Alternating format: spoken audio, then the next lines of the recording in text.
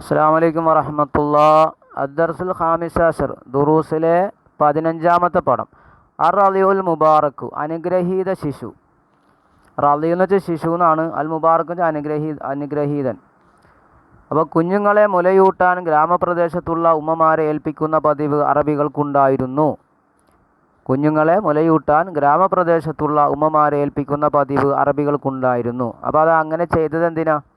അതിൻ്റെ ഉത്തരവാണ് ഇവിടെ ശേഷം പറയുന്നത്. അപ്പോൾ ചോദ്യം അവിടെ ഉണ്ട്. കുട്ടികളെ ഗ്രാമപ്രദേശത്തുള്ള ഉമ്മമാരെ മുലയൂട്ടാൻ ഏൽപ്പിച്ചത് എന്തിനു വേണ്ടി അറബികൾ? അതിൻ്റെ ഉത്തരം ഇവിടെ പറഞ്ഞു. ആ ചോദ്യം ഒന്നാമത് വന്നിട്ടുണ്ട്, അതിൻ്റെ ഉത്തരവാണ് ഇവിടെ പറയുന്നത്. അടുത്തത് എന്തിനു വേണ്ടിയിട്ടാണത്? കുട്ടികൾ ആരോഗ്യത്തോടെ വളരാനും ശുദ്ധമായ അറബി ഭാഷ സംസാരിച്ച് ശീലിക്കാനുമായിരുന്നു ഇങ്ങനെ ചെയ്തിരുന്നത്. അപ്പോൾ എന്താണ്? കുട്ടികൾ ആരോഗ്യത്തോടെ വളരാനും ശുദ്ധമായ അറബി ഭാഷ സംസാരിച്ച് ശീലിക്കാനുമായിരുന്നു ഇങ്ങനെ ചെയ്തിരുന്നത്. ഒന്നാമത്തിൻ്റെ ഉത്തരവായി. ഇനി മുത്തുനബി സല്ലല്ലാഹു അലൈഹി വസല്ലമ ജനിച്ച് ഏതാനും ദിവസം ആമിന ബീവി റളിയല്ലാഹു അൻഹ മുലപ്പാൽ കൊടുത്തു. മുത്തുനബി സല്ലല്ലാഹു അലൈഹി വസല്ലമ ജനിച്ച് ഏതാനും ദിവസം ആമിന ബീവി റളിയല്ലാഹു അൻഹ മുലപ്പാൽ കൊടുത്തു. കുറച്ചു കാലം സുവൈബത്തുൽ അസ്ലമിയ മുലയൂട്ടി.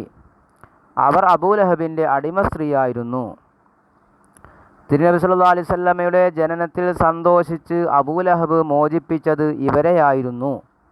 അപ്പോൾ നബിയുടെ മൂത്താപ്പയാണ് ആര്? അബൂലഹബ്. അപ്പോൾ അബൂലഹബ്, നബിയുടെ വാപ്പ അബ്ദുള്ള ചെറുപ്പത്തിലെ നബിയുടെ ഗർഭത്തിൽ 2 മാസമുള്ളപ്പോൾ മരണപ്പെട്ടല്ലോ. അപ്പോൾ സഹോദരന് ഒരു ആൺകുട്ടി ജനിച്ചു എന്ന സന്തോഷ വാർത്ത എന്താണ്? അബൂലഹബിനെ അറിയിച്ചത് ആരായിരുന്നു? സുവൈബത്തുൽ അസ്ലമി എന്ന അടിമ സ്ത്രീ ആയിരുന്നു. അപ്പോൾ ഈ സന്തോഷം കേട്ടിട്ട് എന്ത് ചെയ്തു? അബൂലഹബ് ആ സ്ത്രീയെ സ്വതന്ത്രയാക്കി എന്നാണ് പറഞ്ഞത്. പിന്നീട് മുലയൂട്ടിയതും 4 വയസ്സാകുന്നത് വരെ വളർത്തിയതും ഹലീമ ബീവിയാണ്. അപ്പോൾ ഇവിടെ ഒരു ചോദ്യം വരാം. നബി തങ്ങളെ ആരെല്ലാം മുലയൂട്ടി? എന്താണ്? ആദ്യം സ്വന്തം മാതാവ് ആമിന ബീവി, പിന്നെ കുറച്ചു കാലം സുവൈബത്തുൽ അസ്ലമിയ, പിന്നെ ആരാണ്? ഹലീമ ബീവി റളിയല്ലാഹു അൻഹ. അപ്പോൾ അതിൻ്റെ ഉത്തരം ഇവിടെ കിട്ടി. ആ 3 പേരുടെ പേര് എഴുതണം. ഇനി ഹലീമ ബീവിയെ പറ്റി പറയണം. ബനൂ സാദിലെ ദുഐബിൻ്റെ മകളാണിവർ. ബനൂ സാദ് ഗോത്രക്കാരിയാണ് അവർ. ബനൂ സാദിലെ ദുഐബിൻ്റെ മകളാണ്. അപ്പോൾ ദുഐബ് എന്ന പിതാവിൻ്റെ പേര്. അവരുടെ ഭർത്താവ് ഹാരിസ് ആയിരുന്നു. ഭർത്താവിൻ്റെ പേര് ഹാരിസ്. മുത്തുനബി സല്ലല്ലാഹു അലൈഹി വസല്ലമയെ സ്വീകരിച്ചത് മുതൽ അവർക്കും കുടുംബത്തിനും പലവിധ അനുഗ്രഹങ്ങൾ ലഭിച്ചു, അല്ലേ? അപ്പോൾ ആ അനുഗ്രഹങ്ങൾ ലഭിച്ചത് ഏതൊക്കെയാണെന്ന് അവിടെ ചോദ്യമുണ്ട്. 4ാമതായിട്ട് ചോദ്യം പറഞ്ഞിട്ടുണ്ട്. നബിതങ്ങൾ കാരണം ഹലീമ ബീവിക്കും കുടുംബത്തിനും എന്തെല്ലാം ഐശ്വര്യങ്ങളുണ്ടായി? അതിൻ്റെ ഉത്തരവാണ് ഇത്. അപ്പോൾ 4ാമത്തെ ഉത്തരവാണ് കേട്ടോ. എന്തൊക്കെയാണിത്? ക്ഷീണിതയായ ഹലീമ ബീവിക്ക് ഉന്മേഷം കൈവന്നു. സ്വന്തം മകൻ അബ്ദുള്ളക്കും മുത്തുനബി സല്ലല്ലാഹു അലൈഹി വസല്ലമക്കും യഥേഷ്ടം കുടിക്കാൻ പാലുണ്ടായി. ആടുമാടുകൾ തടിച്ചു കൊഴുത്തു. അവ ധാരാളം പാല് ചുരത്തി. വൃക്ഷങ്ങൾ തളിർത്തു. കായികനികൾ നിറഞ്ഞു. എന്തൊക്കെയാണ്? ക്ഷീണിതയായ ഹലീമ ബീവി റളിയല്ലാഹു അൻഹയ്ക്ക് ഉന്മേഷം കൈവന്നു. സ്വന്തം മകൻ അബ്ദുള്ളക്കും മുത്തുനബിക്കും യഥേഷ്ടം കുടിക്കാൻ പാലുണ്ടായി. പിന്നെ ആടുമാടുകൾ തടിച്ചു കൊഴുത്തു. അവ ധാരാളം പാല് ചുരത്തി. വൃക്ഷങ്ങൾ തളിർത്തു. കായികനികൾ നിറഞ്ഞു. പിന്നെന്താണ്? വീട്ടിലെപ്പോഴും കസ്തൂരിയുടെ പരിമളം നിറഞ്ഞു നിന്നു. രോഗങ്ങൾ വിട്ടുമാറി. സന്തോഷവും സംതൃപ്തിയും കളിയാടി. അപ്പോൾ ഈ ചോദ്യത്തിൻ്റെ ഉത്തരം നമുക്ക് എഴുതാം. 4ാമത്തെ ചോദ്യം. നബി കാരണം ഹലീമ ബീവിക്കും കുടുംബത്തിനും എന്തെല്ലാം ഐശ്വര്യങ്ങളുണ്ടായി? അത് ഇവിടം വരെ എഴുതണം. ഇനി ആ അത്ഭുത ശിശു വളരെ വേഗം വളർന്നു. നേരത്തെ പക്വത നേടി. കുഞ്ഞിന് 2 വർഷം പൂർത്തിയായി.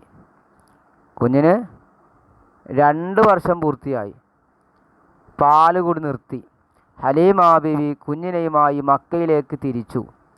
കുറച്ചു കാലം കൂടി കുട്ടിയെ നോക്കി വളർത്താൻ വിട്ടുതരണമെന്ന് അവർ ആമിന ബീവി റളിയല്ലാഹു അൻഹയോട് ആവശ്യപ്പെട്ടു.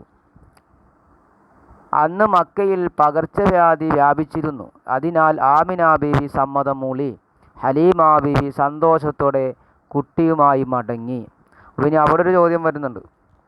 മുലകുടിക്കാലം കഴിഞ്ഞിട്ടും ആമിന ബീവി കുട്ടിയെ ഹലീമ ബീവിക്ക് വിട്ടു നൽകാൻ കാരണം? 5ാമത്തെ ചോദ്യം. അതിൻ്റെ ഉത്തരവാണ് ഇത് പറഞ്ഞത്. അന്ന് മക്കയിൽ പകർച്ചവ്യാധിയായിരുന്നു. അതിനാൽ ആമിന ബീവി സമ്മതം മൂളി. ഹലീമ ബീവി സന്തോഷത്തോടെ കുട്ടിയുമായി മടങ്ങി. അപ്പോൾ അവിടെ അത് എഴുതണം. അല്ലേ? കുറച്ചു കാലം കൂടി കുട്ടിയെ നോക്കി വളർത്താൻ വിട്ടുതരണമെന്ന് അവർ ആമിന ബീവിയോട് ആവശ്യപ്പെട്ടു. അന്ന് മക്കയിൽ പകർച്ചവ്യാധിയായിരുന്നു. അതിനാൽ ആമിന ബീവി സമ്മതം മൂളി. അവിടെ വരെ എഴുതിയാലും മതി.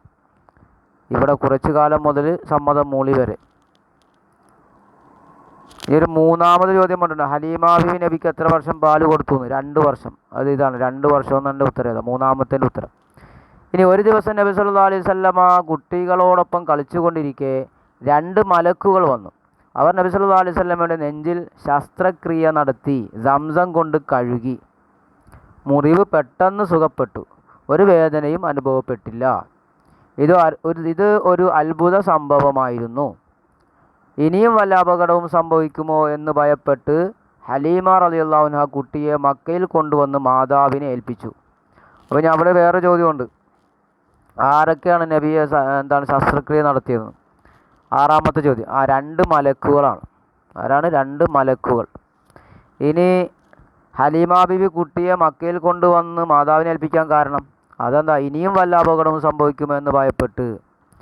അത് 7ാമത്തെ ഉത്തരം. ഇനിയും വല്ല അപകടവും സംഭവിക്കുമോ എന്ന് ഭയപ്പെട്ട് ഹലീമ ബീവി കുട്ടിയെ മക്കയിൽ കൊണ്ടുവന്ന് മാതാവിനെ ഏൽപ്പിച്ചു. ഹലീമത്തു സാദിയത്തു മുർദിയത്തുൽ മുസ്തഫ. ഹലീമത്തു സാദിയത്തു മുർദിയത്തുൽ മുസ്തഫ. ഹലീമ ബീവി നബി തങ്ങളെ പാലൂട്ടിയ ഉമ്മയാണ്. ഹലീമ റളിയല്ലാഹു അൻഹ നബിയെ പാലൂട്ടിയ ഉമ്മയാണ്. ഇനി അതിൻ്റെ താഴെ ചേരുംപടി ഉണ്ട്, നമ്മുടെ 80ാമത്തെ പേജിൽ. ഖുറൈശ്, അസ്ലം, ബനു സാദ്. അപ്പോൾ അത് സുവൈബ എന്നുണ്ട്, ഹലീമ എന്നുണ്ട്, ആമിന ബീവി എന്നുണ്ട്. അപ്പോൾ അതിൽ ഏതൊക്കെയാണ്? സുവൈബ ബനു സാദ് ഗോത്രക്കാരിയാണോ? അല്ല. സുവൈബ ആരാണ്? സുവൈബത്തുൽ അസ്ലമിൻ. അപ്പോൾ അസ്ലമാണ്. ഇനി ഹലീമത്തു സാദി അല്ലേ, ബനു സാദ് ഗോത്രക്കാരി. ആമിന ബീവി ഖുറൈശിയാണ്. അപ്പോൾ ഇൻഷാ അല്ലാഹ് നല്ലപോലെ പഠിക്കുക, വായിക്കുക, എഴുതുക. അസ്സലാമു അലൈക്കും വറഹ്മത്തുള്ളാഹി.